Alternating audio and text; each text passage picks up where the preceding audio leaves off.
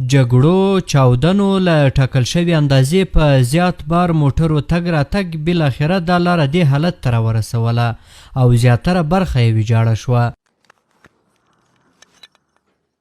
د کابل کندهار لویه لار تازه د سرپرست حکومت د ټولګټو چارو وزارت له لوري په 7 پړاوونو کې له کابل څخه تر کندهار او هلمند پورې د بیا رغولو چارې پیل شوې دي.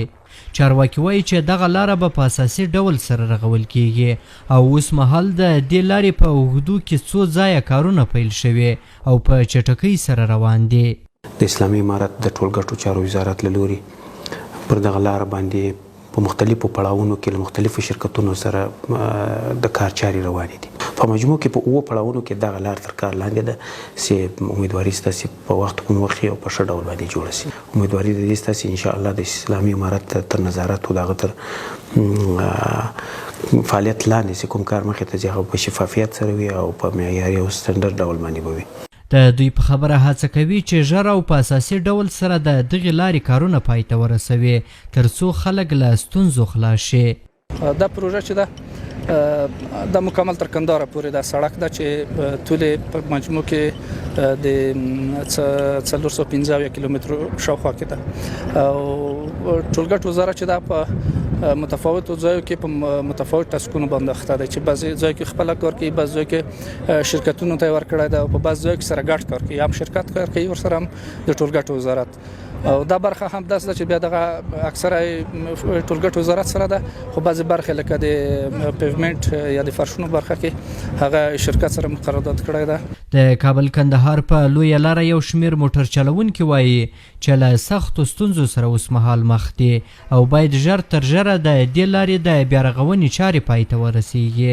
د دوی په خبره چې پر دې لاره زیاتره ترافیکي پیښې هم د لارې د خرابوالي له کبله رامنځته کیږي. تکلیف خو دغه اوس حالت کې چې ګورې په سلو کې 9.9% ټول تکلیف د لاره ډېره خرابه ده ځکه موږ بارونه هم خرابه دي او ټول خلک په تکلیف کې دي او خوشحالي خو هم نو 9.9% په سلو کې ده ځکه دا لار د کابل نه چې هر ولایت ته لار وتلې ټولې 2 سرکه 3 سرکه دي خلک ښه دي سهولت کې دي خو دغه لاره ډېره خرابه ده. حکومت نه ډېر موږ خوشحاله یو د سړک موږ ته جوړه کې مخکې لږ خرابه و اوس دا ځایونه لږ خراب دي دام چې جوړ شي مونږ ډېره خوشحاله. د کابل کندهار د لویې لارې د بیا رغونې د چارو له پیل کېدو سره یو شمېر کسانو ته د کار زمینه هم برابره شوې ده. دوی وایي چې هیله لري په ټول هیواد کې رغنیزې پروژې پیل شي او خلکو ته د کار زمینه برابره شي.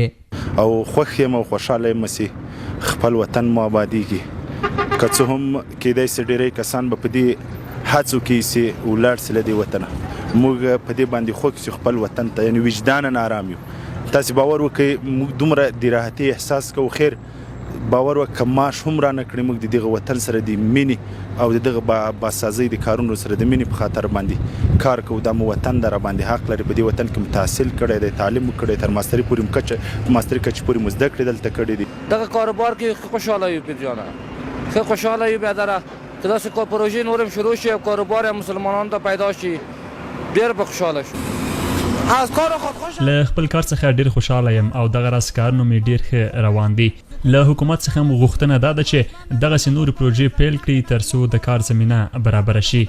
د یادونې وړ ده چې د کابل کندهار لویه لار یوه د هیواد له سترو ترانزیتي لارو څخه ګڼل کیږي او زیاتره ولایتونه له پلازمینې کابل سره نښلوي.